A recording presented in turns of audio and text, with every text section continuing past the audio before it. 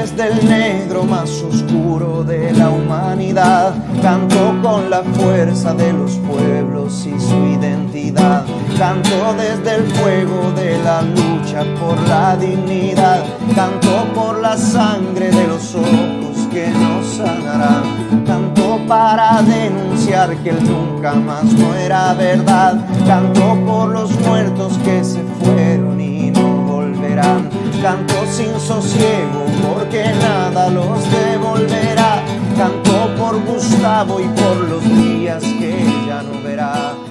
Sean todos muy bienvenidos a una nueva edición de La Esquina del 6, acá en Radio Comunitaria Extremo 96.1 FM del dial.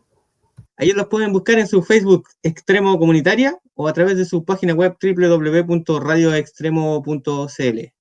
Nosotros ya estamos como por el episodio 17, Sebastián, ¿o no? Si no estoy equivocado. Me parece que sí, episodio número 17. Sí, pues. Oye, y aprovecho de saludarte, pues, ¿cómo estáis, Seba? Bien, Jaime, aquí estamos nuevamente en una nueva semana, episodio número 17. Bueno, siguen sucediendo muchas cosas.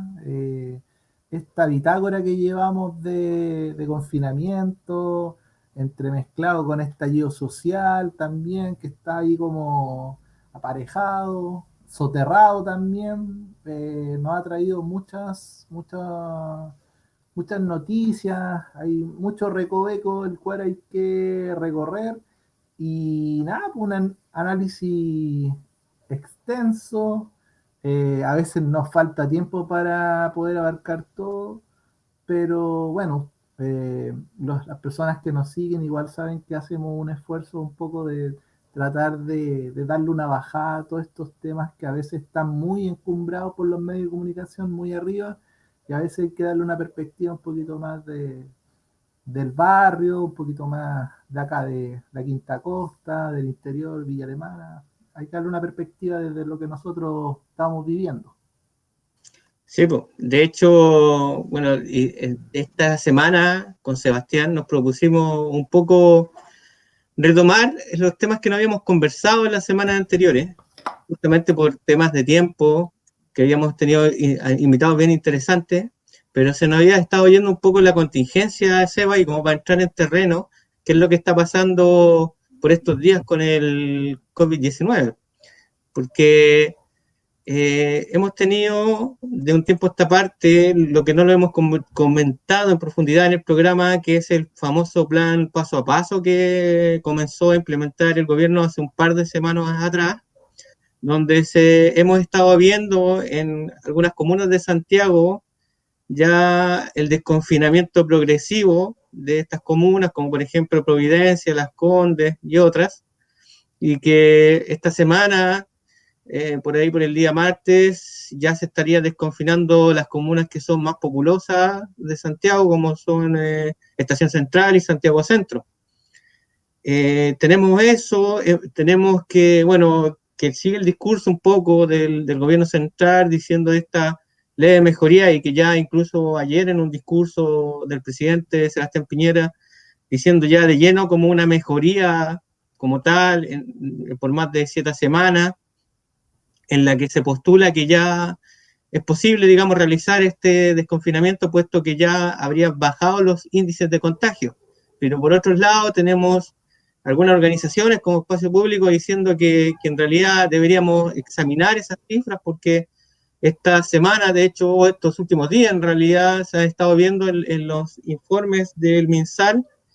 que tenemos sobre los 2.000 contagiados nuevamente.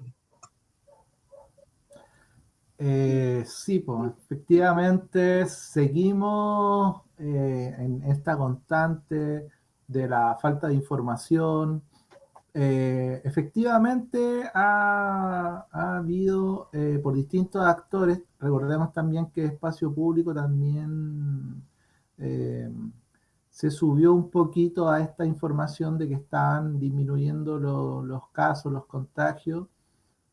pero el virus todavía no es controlado. En ese sentido hay grandes problemas todavía para hacer la trazabilidad del virus. que en pocas palabras el seguimiento de los casos positivos, los casos probables y los casos que están en observación por un grupo de personas que están bajo el alero de las distintas Seremi a nivel nacional y van de alguna forma haciendo este registro en cada comuna. Y acá en particular en nuestra zona, hace pocas semanas atrás se le preguntaba al ministro de Salud y una de las cosas que estábamos fallando era esto mismo, la trazabilidad y los lugares donde la gente podía contenerse si estuvieran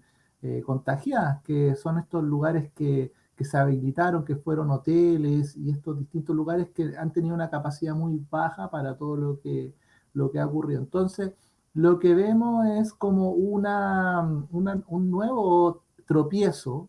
en el sentido de que, claro, este paso a paso, más que dar el primer paso, dimos dos pasos o un paso hacia atrás nuevamente, porque comunicacionalmente, que creo que es muy importante decirle a las personas que nos escuchan que la comunicación también va como construyendo realidades. Entonces, cuando nosotros vemos, pues, un caso que me tocó presenciar en los medios de comunicación, cuando vemos a un periodista en una cancha de tenis cubriendo que dos jóvenes están batiendo en un pequeño partido de tenis, o sea, eso, ¿qué nos está diciendo? De alguna forma que estamos retomando con todas nuestras actividades. Y lo que conlleva, ya hemos visto en otras naciones, en otros países que a pesar de haber pasado por cuarentenas largas, han vuelto a subir los contagios. De hecho, bueno, es un fenómeno que se está produciendo, como dices tú, a nivel mundial. Bueno, básicamente en los países que a los primeros en que les llegó esta pandemia, como España, Italia, Francia,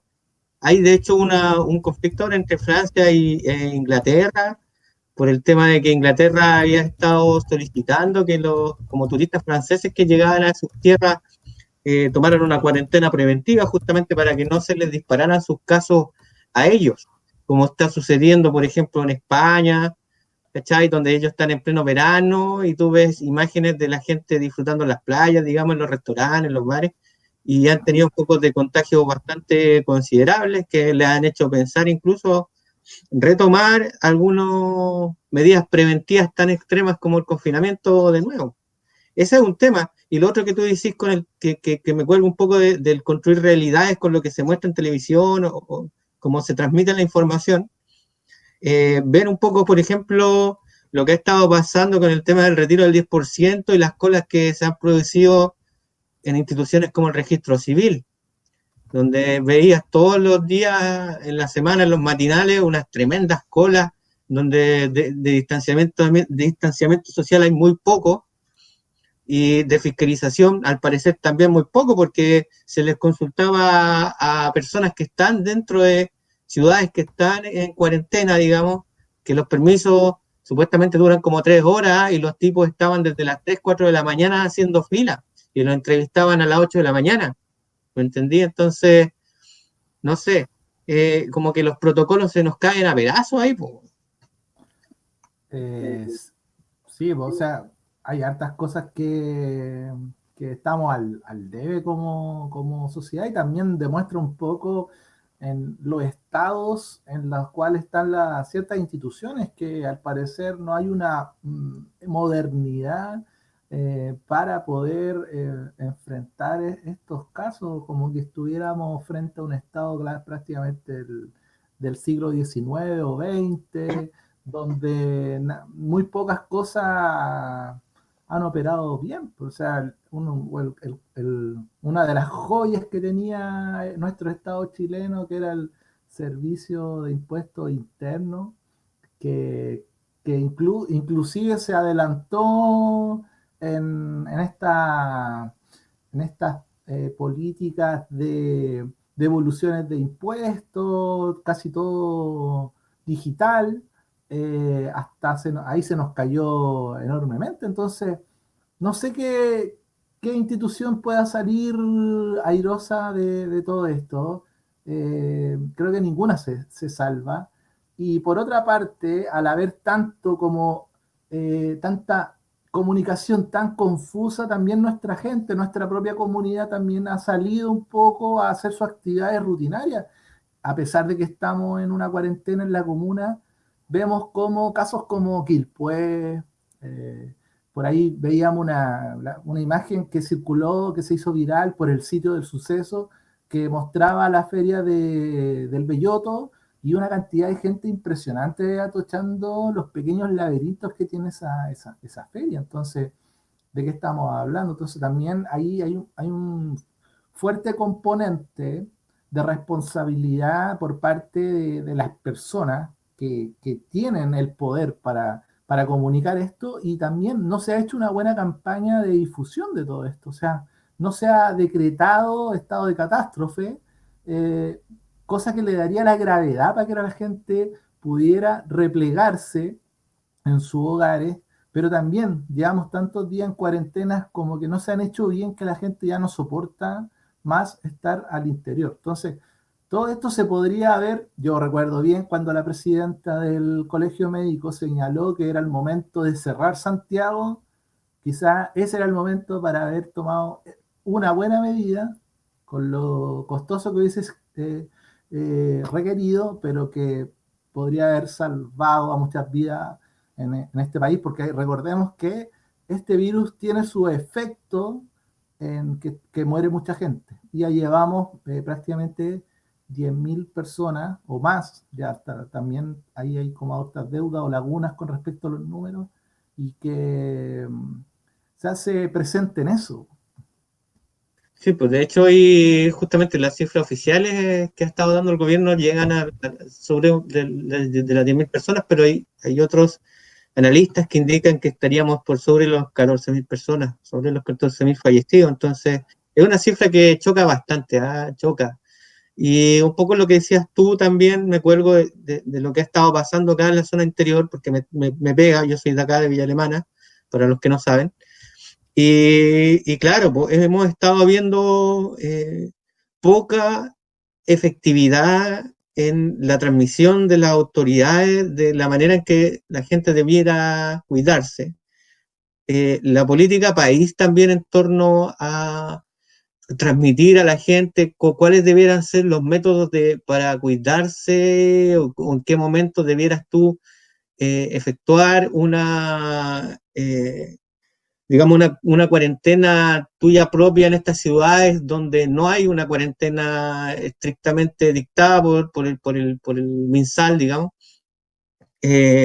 No queda claro, justamente queda esa libertad. La gente simplemente sale porque no ve en ningún lado que le digan que no tiene que hacerlo, ¿me entiendes? Claramente uno sabe que, bueno, somos todos, o la mayoría son adultos, saben que se exponen al salir por una cuestión de lógica, podríamos decir, pero cuando no te lo están recalcando las autoridades, o cuando no tienes un control, por ejemplo, en los accesos de ese tipo de lugares, porque no, digamos, el MinSal no ha decretado, hay que decirlo, no ha decretado una cuarentena efectiva acá en la zona. Se han puesto algunos cordones sanitarios estos días que fueron como fin de semana largo, qué sé yo, pero por ejemplo en esta fecha particular que nos acercamos, digamos, al Día del Niño, que es una fecha comercial bastante importante, eh, no se han tomado las precauciones necesarias, y vimos estos atochamientos a los que te refieres tú en la Feria del Belloto, en lugares como, no sé, acá en el centro comercial del Belloto,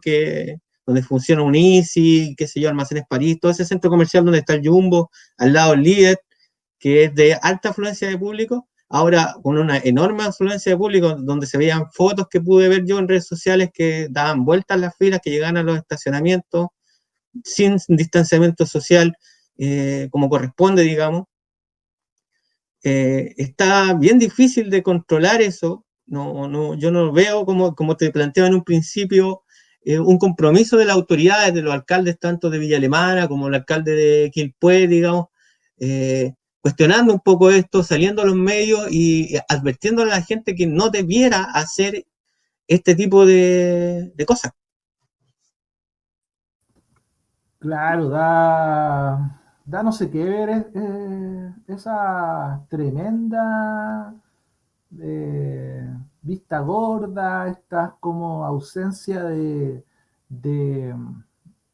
la prioridad que es el tema sanitario, el tema de salud. Y da para pensar porque efectivamente hace poquitos días atrás, ya el día 13 de agosto, se empezaron a recibir los primeros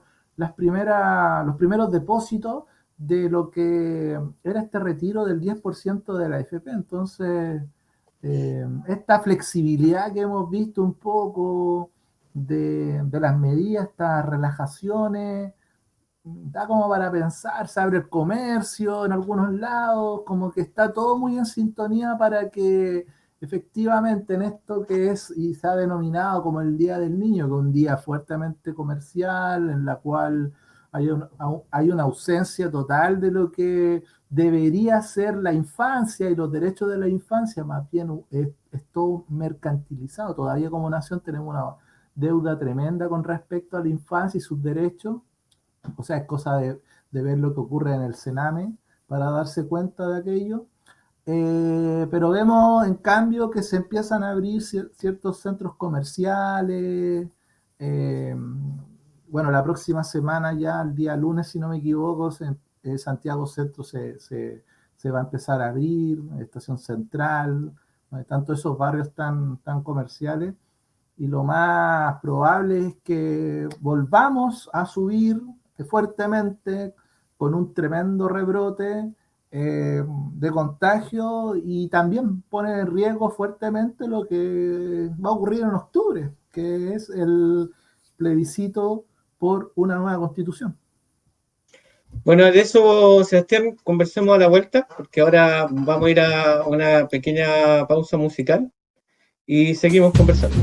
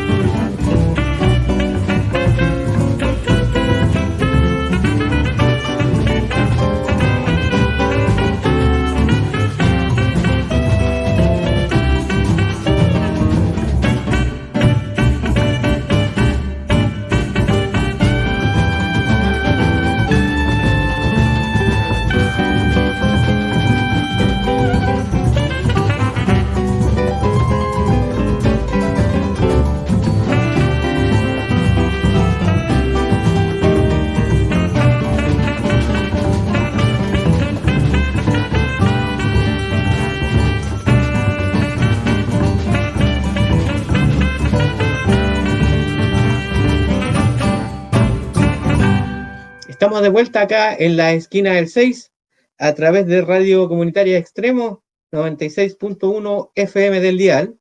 Están escuchando acá, ¿cierto? Como les decía en un principio, la esquina del 6, y nos pueden seguir por nuestros canales de YouTube y Spotify, Nueva Aurora Medios, la esquina del 6. Y escribirnos si quieren a nuestro correo, a la esquina del 6 @gmail.com. Les pedimos que por favor en los videos que estamos subiendo o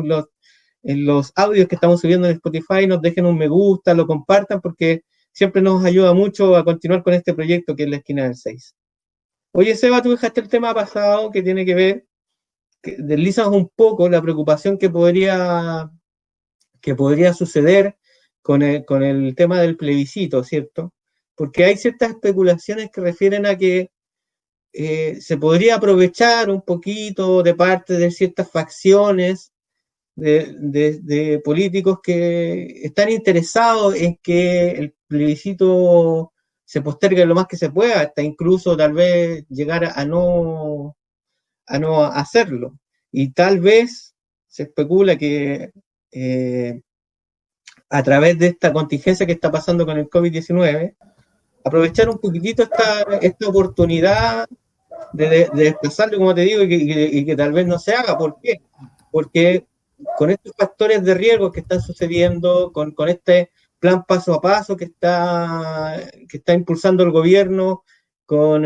este desconfinamiento progresivo, donde justamente tú nos decías, Antonio, de irnos a la pausa musical, que podría generar de nuevo altos contagios, lo que podría generar un pretexto también, es súper importante para desarrollar este plebiscito, y también con la poco o casi nula información que ha dado el CERVEL acerca de este plebiscito, cómo se va a llevar a cabo, cuáles son los protocolos. Hablábamos, de hecho, el otro día, entre tú y yo, el tema de esta democracia media análoga, digamos, donde vaya a tener que ir a votar todavía con un lápiz de mina, con un papel, con un sticker que, no sé, le pasan la lengua para cerrar tu voto. Entonces hay muchos factores de riesgo incluso dentro del mismo desarrollo de la votación misma, porque es súper análoga, pues, Sebastián. Sí, estamos, bueno, o sea, las demoras que se han dado, no sé, o sea, nuevamente nos dan para pensar un montón y empezar con este tema de elucubrar ciertas teorías que muchas veces no hay certezas, que caen mucho en supuesto, pero de lo que sí estamos claros es que CERVEL debería, por una cuestión de el proceso que es y por la cantidad de gente que podría ir a votar, estamos con muy poco tiempo y todavía no hay indicios claros de cómo va a ser el proceso. Entonces, si uno piensa que este proceso tiene tanta relevancia y que va a determinar de alguna forma un nuevo orden social, sobre todo con lo que tiene que ver con el tema de los derechos y ciertas definiciones que son súper importantes, ya deberíamos tener cierta comunicación e información sobre cómo va a ser ese proceso. Entonces, estamos ante un peligro que se pueda dar ahí. Sobre todo con esto de las informaciones falsas que muchas veces la hemos comentado, los fake news. Entonces, determinar protocolos, determinar procesos, cómo van a ser, si efectivamente van a votar o no los contagiados con COVID y de qué forma lo van a hacer, es muy relevante, o sea, es muy importante para el éxito del proceso. Ahora, eso mismo, o sea, esta demora en ciertas definiciones entorpecen y posibilitan de que nuevamente se aplace este proceso, se haga una nueva modificación constitucional para que se aplace, pero yo no sé si el país aguanta un nuevo aplazamiento, porque yo creo que estamos, o que se está jugando un poco un juego peligroso en el sentido de querer o posibilitar que se aplace todo esto, puesto que puede ser que la gente no aguante y de verdad no aguantar una modificación del plebiscito o derechamente estaríamos en presencia de que Piñera no pasaría estos meses antes del plebiscito. Sí, pues, está dentro del juego del poder todo eso, pues, Sebastián. Al final puede suceder también algo como eso. Yo estaba mirando acá en este rato que tú conversabas la página del CERVEL para hacerme una idea de qué es lo que está informando. Y hay alguna información respecto al plebiscito, tienen un banner en su página web, como para enterarte un poco, pero el reclamo que hace uno es hacer la masificación de esta información, porque está puesto como podría decir un economista en un mercado de nicho, ¿eh? Como para el que está interesado en política, meterte a la página del server y revisar de qué se trata. Pero la idea es masificarlo, hacerlo público, porque justamente, como tú lo planteabas en un principio, es algo de interés público y sumamente primordial que la gente sepa primero de qué se trata un plebiscito, porque no sé cuántos de nosotros hemos tenido la oportunidad, digamos, de participar en esta instancia como plebiscito, ya no sé cuántos de nosotros hemos participado de esto, de qué se trata, qué es lo que se va a votar, qué significa aprobar, qué significa rechazar, ¿ah? Porque aunque muchos de los que nos escuchan a lo mejor digan, pero ¿cómo no vaya a saber? Hay gente que realmente no sabe qué está votando cuando dice apruebo o rechazo, ¿cachai?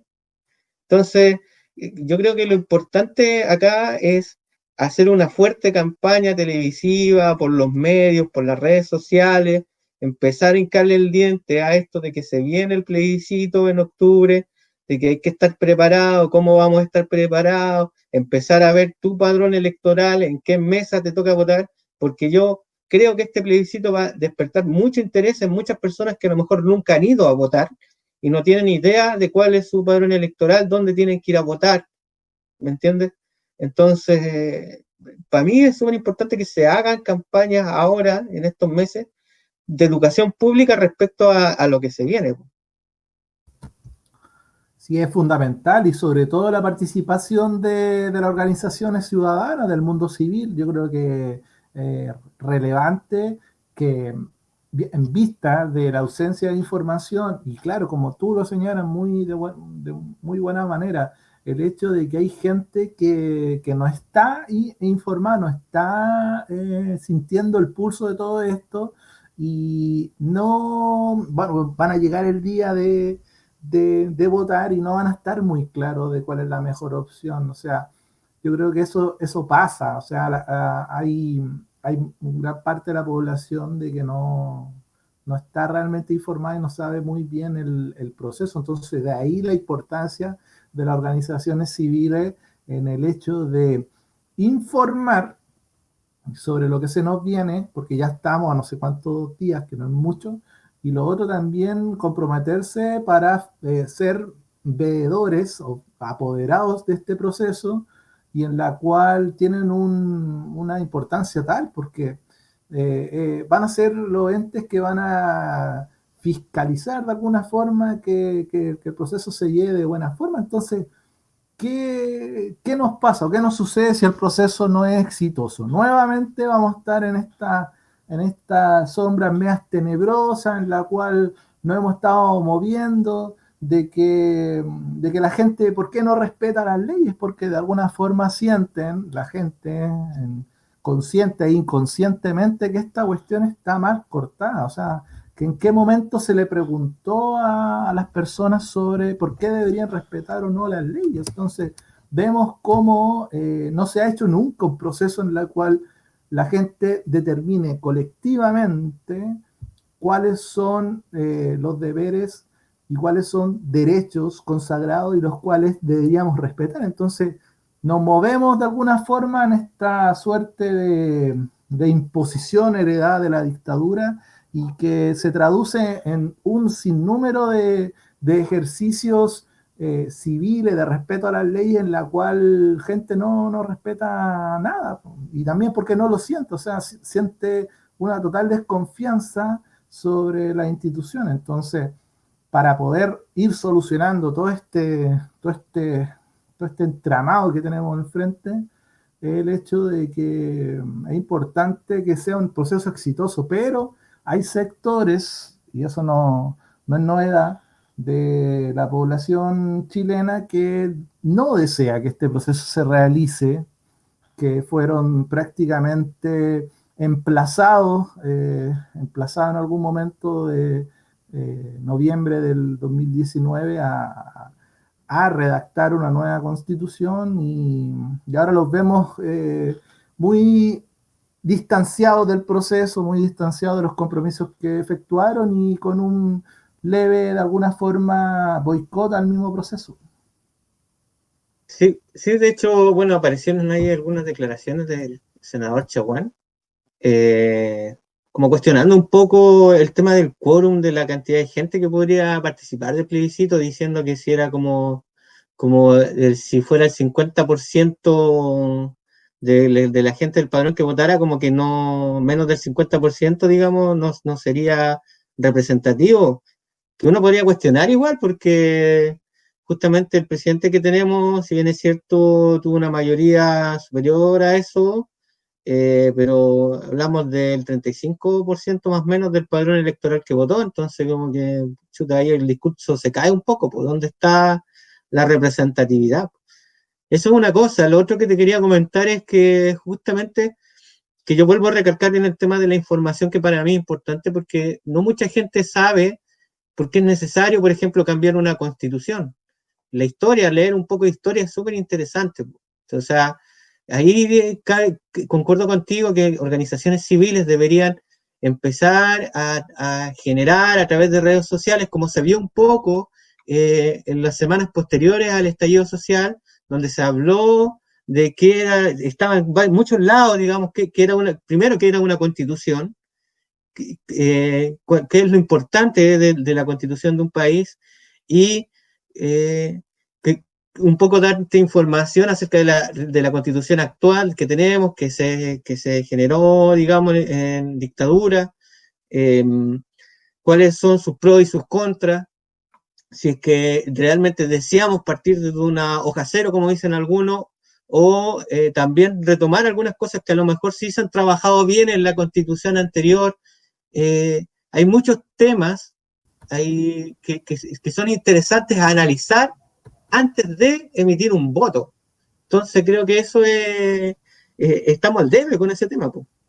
Claro, y además de todo esto, todo este cuadro que hemos estado como comentando, este cuadro general, además hay una ofensiva también de cierto sector de la UDI por cambiar la papeleta, que creo por haber leído por ahí que ya están listas las papeletas, puesto que recordemos que el proceso se iba a realizar en abril de este año, esas papeletas están listas, entonces ahora hay una propuesta de cierto sector de la UDI porque sea el Congreso de alguna forma el que pueda construir una nueva constitución, o sea, los mismos de siempre, los mismos cerrojos, las mismas lógicas, o sea, lo mismo, o sea, de alguna forma queriendo pautear, de alguna forma, si aquí lo que se esconde detrás de todo esto es cómo un Estado, de alguna forma, no entrega derechos consagrados a sus ciudadanos, y eso hay que definir los cuáles son, y en la cual, ¿qué ocurre en nuestro país? Que ciertos derechos, por decirlo así, no son tales, puesto que se asegura el acceso, y para asegurar el acceso a todos, una parte lo hace el Estado, otra parte lo hace el privado, y otra parte es subsidiado, o sea, mezcla de Estado y parte de privado. Y ahí se hace como una mezcolanza. O sea, en este caso, los colegios subvencionados vendrían en esta lógica. Entonces, no se le entrega una igualdad de oportunidad a todos porque no es un derecho propiamente tal. Entonces, se inventan estas fórmulas donde ya hemos visto cómo universidades privadas, de alguna forma, han hecho grandes riquezas o fortunas producto de que existe esto. Entonces, ahí, ¿qué es lo que ocurre? Hay un fuerte componente de intereses por no cambiar esta constitución. Y eso es lo que ocurre. Y se le está buscando por todos lados tratar y evitar de que se hagan modificaciones, porque en este país, y hay que decirlo así con todas sus letras, hay una fuerte concentración de la riqueza en algunas manos. Sí, pues. Bueno, en este tema tenemos harto que conversar, nos quedan varias semanitas de acá al 25 de octubre, que es la fecha estipulada hasta ahora, digamos, para realizar el plebiscito. Entonces tenemos harto de conversar y seguramente vamos a estar siguiendo haciendo al Rodo, me enredé,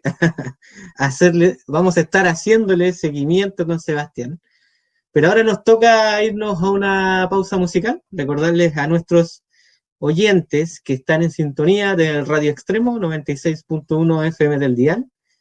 Los pueden seguir a ellos en Facebook a través de Extremo Comunitaria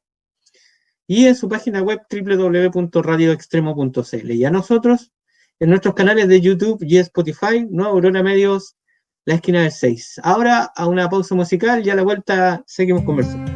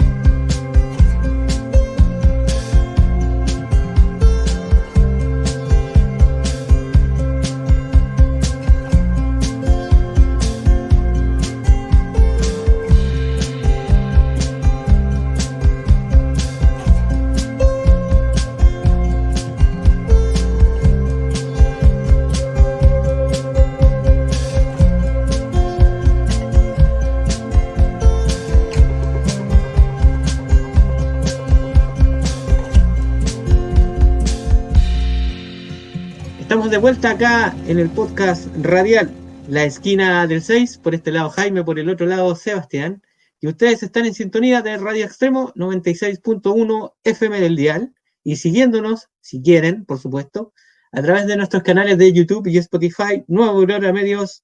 La Esquina del 6. Con Sebastián estábamos conversando ahora último de la contingencia, ¿cierto? Del COVID-19, de lo que no habíamos conversado en anteriores programas por un tema de tiempo, ¿cierto? Y un poco lo que ha estado sucediendo en torno a lo que se nos viene, que es el plebiscito. Pero también hay otros temas que han marcado la pauta esta semana, Sebastián, que tiene que ver con el conflicto mapuche, Sebastián, que ha sido un tema complejo, que ha atravesado gobiernos, tanto los gobiernos de la concertación como los gobiernos de derecha, donde no se le ha atendido y ha sido una vez más un Estado fallido en cuanto a las políticas referentes a cómo tratar de solucionar este conflicto con el pueblo mapuche, un pueblo originario, ¿cierto, Seba? Claro, y bueno, iba a decir problema, la verdad, un conflicto del Estado chileno con el pueblo y nación mapuche que se arrastra desde hace un montón de tiempo, una montonera de años. Hay que recordar que inclusive cuando Chile todavía no era una nación independiente, la corona española entendía y respetaba los límites del pueblo nación mapuche, o sea, está muy definido hasta dónde llegaba la influencia de la corona española. Ahora, ocurre que en el siglo XIX, en la formación del Estado chileno, y en esta especie de centralidad y concentración de alguna forma del poder que ocurre con, no me acuerdo el nombre del ministro Diego Portales, después de unos años posteriores a la guerra del Pacífico, en ese mismo proceso de que se anexaron territorios que correspondían a a otras naciones como Bolivia en el caso de Antofagasta y en el caso de Arica, que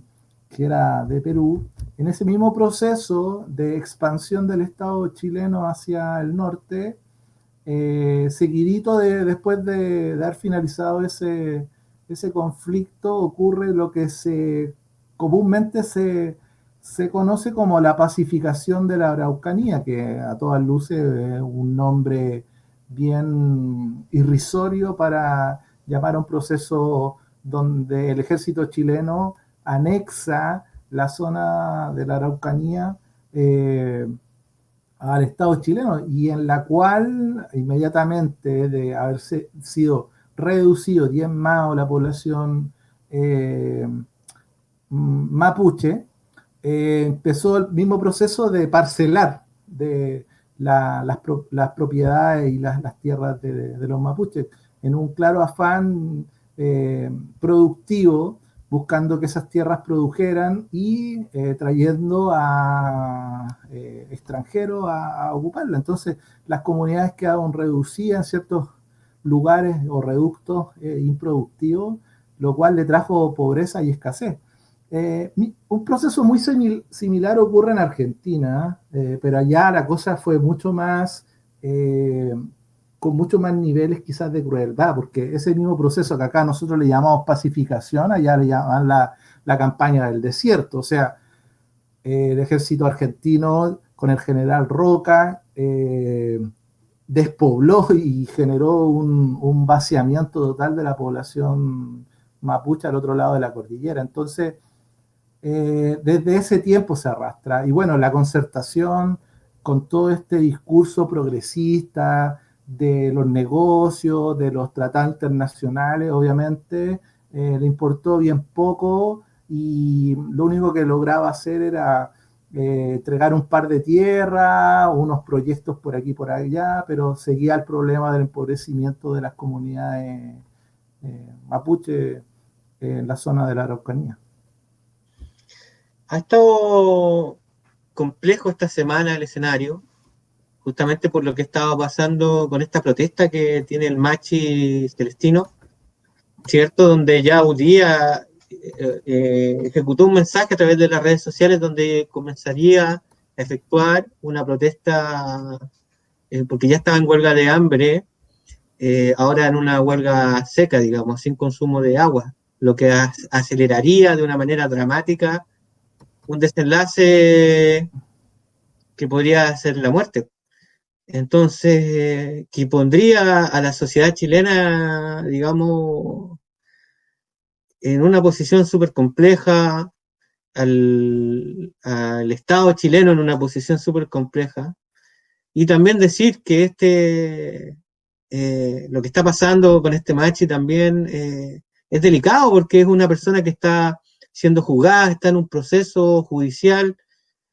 donde se le acusa, digamos, de participar en un asesinato. Entonces, es un tema súper complejo ese de lo que pasa con Celestino, pues. Sí, es un tema complejo, pero lo que están demandando la comunidad mapuche es el respeto de los tratados suscritos por el Estado chileno, que vendría siendo el tratado de la OIT, ¿ya? En el cual, de alguna forma, se le dé un reconocimiento como tal a sus demandas. Y en este sentido, eh, lo que están demandando de alguna forma es el respeto a sus costumbres. El Machi Celestino, de alguna forma, lo que estaba demandando era que se le devolviera a su rehue para poder hacer todo lo que es el proceso de sanación, porque recordemos que, bueno, el Machi es la figura la cual está encargada de sanar a su comunidad de alguna forma. El mismo ministro París, de alguna forma, también lo llamó colega. Pero lo que, a niveles como más general o más macro, lo que se puede desprender de todo esto notablemente es el hecho de este no respeto a costumbres, tradiciones que sabemos que se conservan en la cultura mapuche y que le da la característica a todas luces de una nación. Entonces, lo que ocurre aquí en nuestro país es que esta idea de que de Arica a Punta Arenas, somos un mismo pueblo, o sea, esa idea de alguna forma se cae un poco a pedazos porque culturalmente ahí está en la raíz o en la profundidad misma de nuestra génesis el hecho de las culturas de los pueblos originarios, un pueblo mestizo que es un fuerte componente a nivel nacional y además toda la inmigración extranjera. Entonces, eso es como lo difícil o lo complejo que ocurre acá, porque efectivamente no hay un respeto a las costumbres o tradiciones. Ya vimos cómo ocurrió cuando desalojaron a la gente de la municipalidad de Curacautín, y en la cual tenían un pequeño centro ceremonial, el cual fue quemado. Y incluso vimos escenas tan fuertes como que el que nos salta en mapuche y un racismo evidente de inclusive gente que en su ADN o en su sangre tiene la sangre mapuche. Entonces vemos una serie de conflictos que no se han resuelto y que se siguen postergando, se sigue no queriendo darle el reconocimiento al pueblo mapuche, y esta cuestión se ve que va a tener un trágico final. Yo veo el conflicto también que siempre hago la reflexión, digamos, que tiene que ver con este conflicto, digamos, que se produce entre lo más profundo de lo que debiera ser el Estado con ciertos intereses también de nuestros pueblos originarios, que tiene que ver con recuperación también de territorio que se fue usurpado de parte ¿cierto?, del Estado chileno. En este mismo proceso que tú dices, que después de la pacificación de la Araucanía se hizo de otra manera, de una manera un poquito más comercial y burocrática, podríamos decir, que es la necesidad del Estado de brindar como soberanía, ¿no? Entonces, ahí se genera como una cierta dicotomía entre qué es lo que podría hacer el Estado de Chile para entregar algo a nuestros pueblos originarios que ellos sientan como propio, ¿cachai? Que en realidad ellos lo sienten como propio, obviamente, pero, pero que realmente sientan un gesto de parte del Estado chileno que los pueda convencer de que están siendo reconocidos en sus peticiones, ¿cierto? Porque pedir, o sea, por ejemplo, estar en esta posición de que sean respetadas su cultura y sus tradiciones, creo que eso es muy difícil que alguien vaya y diga, sí, desde ahora en adelante vamos a respetar todas sus culturas y sus tradiciones.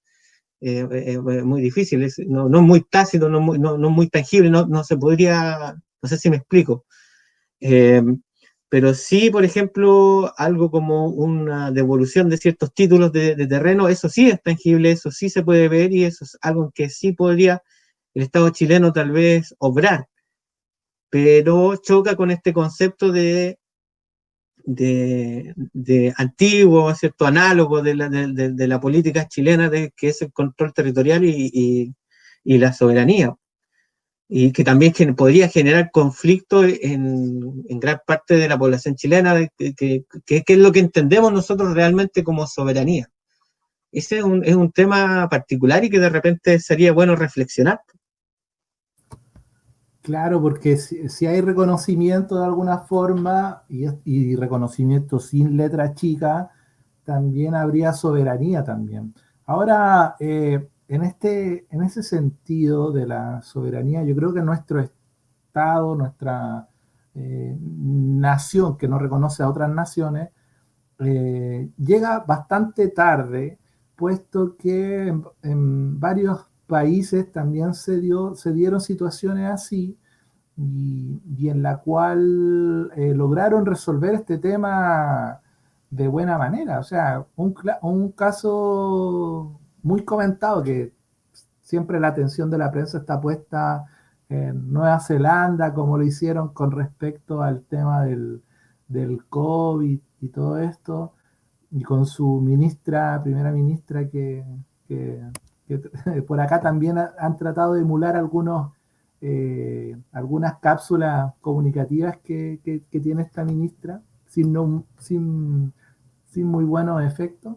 pero ese país de alguna forma llevó adelante un proceso de reconocimiento de sus pueblos originarios. Entonces, eh, creo que todavía arrastramos esta mochila, esta pesada carga aún, y en la cual eh, tenemos presente de que tenemos en nuestro ADN la herencia de los pueblos originarios, pero eso no se traduce en reconocimiento de identidad cultural, por dar un ejemplo. Entonces se generan muchos problemas asociados a ello. Y una de las cosas que, claro, tú señalas muy bien, que creo que es la discusión de fondo también, que el tema, si hay reconocimiento, hay soberanía. Y si hay soberanía, también debería haber devolución de tierra. Ahora, ¿qué pasa con los otros pueblos originarios? ¿Qué pasa con el pueblo aymara? ¿Qué pasa con eh, el pueblo quechua? ¿Qué pasa con los afrodescendientes también, que es un pueblo que ahora entra y el Estado chileno, claro, lo reconoce como pueblo, pero de alguna forma son chilenos, o sea, son chilenos todas las formas culturales en este país, pero estamos claros que también son nación. Entonces, eso es lo que colisiona. Entonces, también este conflicto se abre meses antes también de lo que es el plebiscito. Entonces, eh, este proceso del plebiscito vendría a solucionar este gran problema que se arrastra. Habrá reconocimiento con letras chicas, que también puede pasar, y vamos a seguir arrastrando esto. Al final todo se traslapa, pues, todo se traslapa. Oye, Sebastián, vamos a irnos ahora a una última pausa musical y a la vuelta ya vamos a darle con el último bloque del programa, que ya estamos medio pasaditos de tiempo. Así que todavía nos queda aquí algún tema interesante que tocar. Así que ojalá se queden con nosotros. Están en la esquina del 6, en la radio comunitaria Extremo 96.1 FM del dial. Así que ahora nos vamos a una pausa musical y a la vuelta seguimos conversando.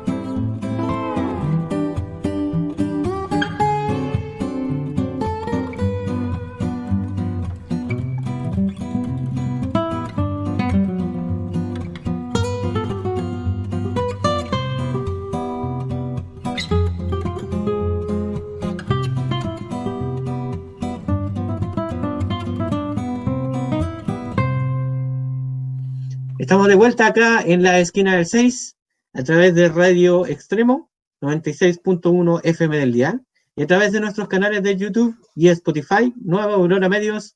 la esquina del 6. Con Sebastián estábamos conversando acerca de lo que ha sido tema durante estas últimas 2 semanas, podríamos decir, que es esta reactivación en la opinión pública, más que nada, porque esto siempre ha estado activo, que es el tema del conflicto mapuche. Pero también, Sebastián, hay una gotita, algo que quedó boteando, una pelota que quedó boteando desde el estallido social del pasado 18 de octubre del año pasado, 2019, que dentro de las tantas manifestaciones hubo un hecho bastante grave que pasó después de lo sucedido lamentablemente en la Plaza de Dignidad con este chico que perdió su vista, ¿cierto? Que es el caso de la niña Fabiola Campillay, ¿cierto? Un caso donde esta mujer, que estaba camino a su trabajo en horas de la tarde-noche en la comuna de San Bernardo, en Santiago, al sentarse en un paradero al esperar la micro, se topó con una manifestación en la que Carabineros, al intentar reprimirla, digamos, al intentar dispersarla, disparó bombas lacrimógenas, y una de estas bombas lacrimógenas lamentablemente impactó en el rostro de Fabiola, dejándole secuelas muy graves para su salud, ¿cierto? Y de las cuales aún no se recupera. Y que por estos días hay una entrevista que va a salir, o que ya salió, digamos, en el canal CNN, la versión chilena, por supuesto, donde habla un poco de lo sucedido, por ser. Claro, la entrevista acaba de salir ahora a las 20:55 de la noche por CNN, y es fuerte porque aparece ella con sus 2 ojos dañados, la parte del tabique también se le ve con secuelas, y en la cual ella misma señalaba que, claro, la dejaron sin su vista, y además la dejaron con ausencia de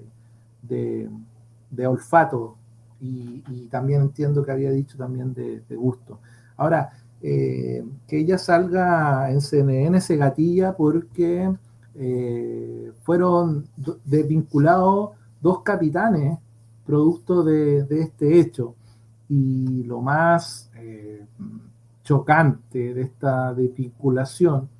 que quizás se debería haber dado mucho antes, no ahora, fue el hecho de que a ellos se les desvincula porque no le habrían prestado la ayuda a Fabiola. O sea, no la acción, que a todas luces es una aberración, no se puede llamar de otra forma, producto de que los protocolos de carabineros, los cuales no respetan a todas luces, dice que este tipo de bombas lacrimógenas deben ser lanzadas con una inclinación hacia arriba, la cual no permita que el objeto que se lanza, la bomba lacrimógena, caiga directamente con la fuerza que sabemos que son lanzadas estas bombas en el rostro o alguna parte del cuerpo. Entonces, eso no es lo que desvincula a los uniformados, más bien no haberle prestado ayuda. Entonces, ¿qué nos deja o qué nos entrega? Y ya me parece que ya esto ya es como una constante de una institución de partida no profesional en su acción. O sea, los casos que hemos sabido, o sea, son muchos, o sea, ya es una constancia, entonces ya se hace más evidente el hecho de que no es una institución profesional y en la cual deben respetar ciertos protocolos para no caer y cometer este tipo de acciones.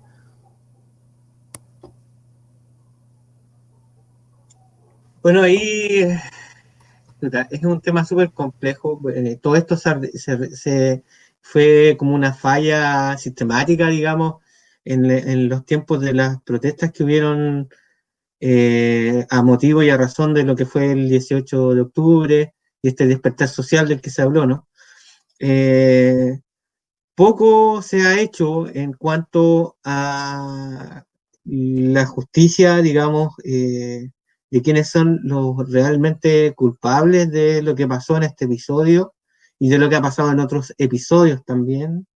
que fueron bastante descriptivos de lo que señalábamos, de, digamos, estos protocolos que no se respetaron y que terminaron con personas con mutiladas, dicho, digamos, directamente, porque perdieron algunos en la vista, digamos, otros tuvieron lesiones en su cuerpo que son irrecuperables, es decir, que justamente este tipo de elementos como son las bombas lacrimógenas no solo es un impacto porque el objeto sale disparado por una escopeta, sino que también trae temperatura, porque al ser disparado por una escopeta esto tiene un percutor, ¿cierto?, y que genera temperatura, entonces a la vez también te quema si te llega a tocar, es un tema bastante delicado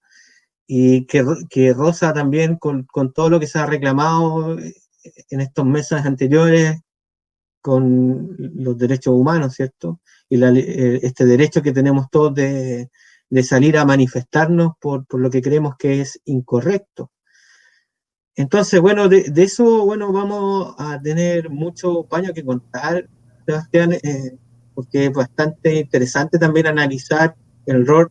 de tal vez una reforma a las policías y tal vez también, como te decíamos delante, se extrapolan estos temas con la discusión que va a haber en la posibilidad de una nueva constitución. Claro, y lo que hay que remarcar o recalcar que esta persona, que es Fabiola, ella fue atacada producto de la acción de Carabineros, pero ella se desplazaba o se estaba moviendo hacia su trabajo, entonces no era una persona que estuviera metida en acciones de, de índole sociales, de protestas, marchas o algo así. Entonces este caso tiene esa gravedad porque es un civil, podría haberle pasado a cualquier persona que se hubiese estado desplazando su trabajo, como cualquier persona que lo hace constantemente. Y también comentar de que este episodio se ha ido como o esta serie de episodios, que son varias acciones donde se violaron y donde varios informes de organismos internacionales así lo señalan, no son palabras nuestras, sino son las apreciaciones de organismos internacionales, incluso invitados por el gobierno chileno, que señalan de que se violaron los derechos humanos. Cómo se ha ido diluyendo también un poco esto, así como hemos visto un sector político como que no, la verdad no ha empatizado para nada con las personas que quedaron con secuelas y lo único que podríamos decir que ha sido como rescatable dentro de todo es que uno de los reportajes que habla de las víctimas oculares del estallido social ha tenido un buen reconocimiento, un documental que realizó el New York Times y está siendo nominado a un premio en Estados Unidos, que es como un Emmy de las noticias, así que esto de alguna forma trae alguna luz de esperanza para las víctimas porque es posible que tenga un reconocimiento internacional y en la cual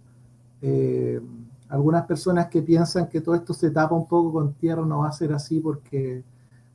afuera de alguna forma se está sabiendo la gravedad del asunto de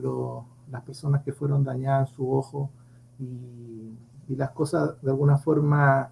quizás no tienen en la prontitud la justicia, pero quizás tarda un poco más en llegar y lo bueno es que este documental que se difundió bastante en ciertas redes sociales trae de alguna forma una luz para que esto no se calle, que no se le baje el perfil y que se siga manteniendo como algo que todavía está en deuda y el tema de la violación a los derechos humanos producto del estallido social. Sí, bueno, vamos a tener harto que hablar de eso también, a lo mejor con algún invitado especial en los próximos programas, así que a todos los que nos escuchan, ojalá estén atentos. Pero por esta semana, Sebastián, ya nos tenemos que despedir. Se nos fue el tiempo, se nos pasó volando, volandísimo, y ya no tenemos ni un minuto más. Así es que decirles por mi parte adiós a todos. Muchas gracias por escucharnos acá en este podcast que hacemos por este lado Jaime, por el otro lado Sebastián, que es la esquina del 6, y esperar verlos para la próxima semana, pues. Claro, enviarle un saludo a toda la gente que nos escucha, que nos hace llegar sus comentarios y nada, pues agradecer que estén pendientes del programa y que a veces cuando se nos olvida enviarle el programa por WhatsApp, ya sea que lo subimos, nos están recordando ahí que nos están escuchando y que se están transmitiendo estas ideas y nada, pues agradecerles nomás. Y agradecer la oportunidad de Radio Extremo una vez más por abrirnos el espacio radial. Sí, pues, así es que nada, pues les vamos a estar avisando por las redes sociales, obvio, por nuestro canal de YouTube y de Spotify, a través de Nueva Aurora Medios, la esquina del 6. Y por Nueva Aurora Medios también decirles que hay por ahí un Instagram, hay un Facebook de Nueva Aurora Medios, en el cual siempre estamos avisando el día y la hora en que subimos el programa. Así que estén súper atentos a eso también, a seguir a Nueva Aurora Medios, que nuestro pequeño medio, digamos, informativo, que está creciendo de a poquito y que está súper interesante para que le echen uno. Así que nos estamos viendo la próxima semana acá en la esquina del 6, en un nuevo podcast radial a través de Radio Extremo 96.1 FM del dial. Así que chao, chao, nos vemos la próxima semana. Chao, Seba. Chao Jaime, chao.